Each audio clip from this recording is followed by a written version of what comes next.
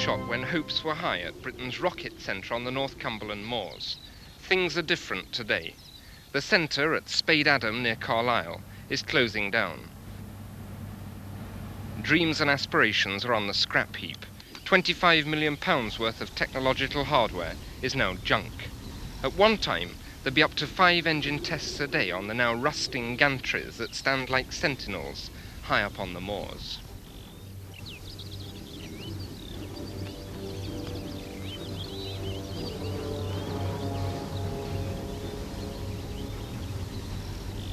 The tragedy of Spade Adam is the tragedy of Blue Streak, Britain's intercontinental missile that was finally abandoned only a few weeks ago.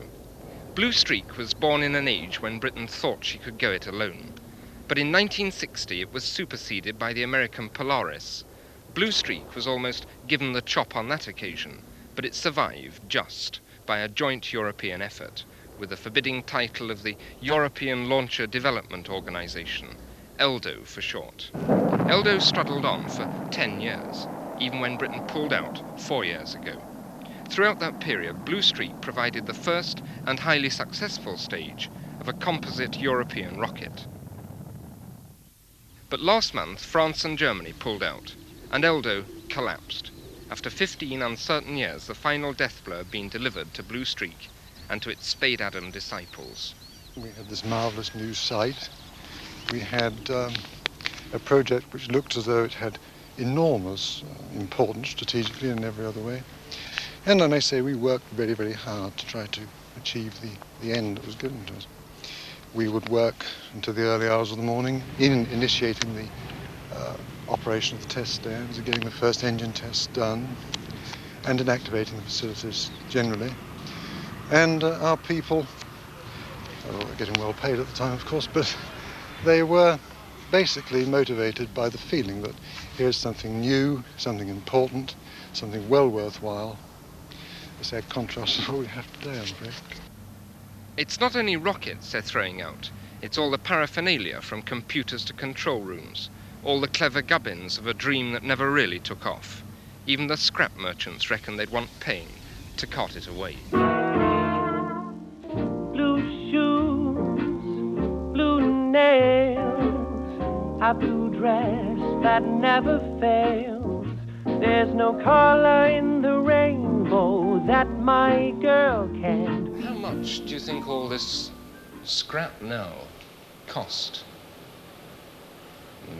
Must have cost just purely the facilities cost something over £20 million for initial building. That was in 1956 to 60. And it's just obsolete now? As far as we know, there's no requirement for it at all. Aerospace technology is a cruel mistress. It eats up machines, it eats up money, and it also eats up men and ideas. When Spade Adam was at its peak, it was employing some 650 people. But now the workforce has been greatly reduced, and they're all going to be laid off shortly. And soon there won't be any scientists chasing new horizons. There'll be merely caretakers chasing cobwebs. Oh, I didn't get the side. There was a forced humour about the inevitable group photograph of workmates about to scatter around the country in search of jobs. The final layoff came as no surprise. They'd had 15 years of getting used to the idea. Most of the people at Spade Adam work for Rolls-Royce or Hawker Siddeley Dynamics. Their future is a doubtful one. Britain isn't exactly crying out for redundant rocket men. Beautiful. Is that your redundancy pay? That's my redundancy pay. £1,144, 43 pence. You'll need all of that. That'll not last long. I'll miss all my wage. How old are you now? 63. I don't think I'll ever get another job. Not at 63. I don't want you at 35. Why do you say that? Well, because any job you go to, they'll tell you that. When you see them advertised, they'll say, well, under 35. Have you been thrown out of work before?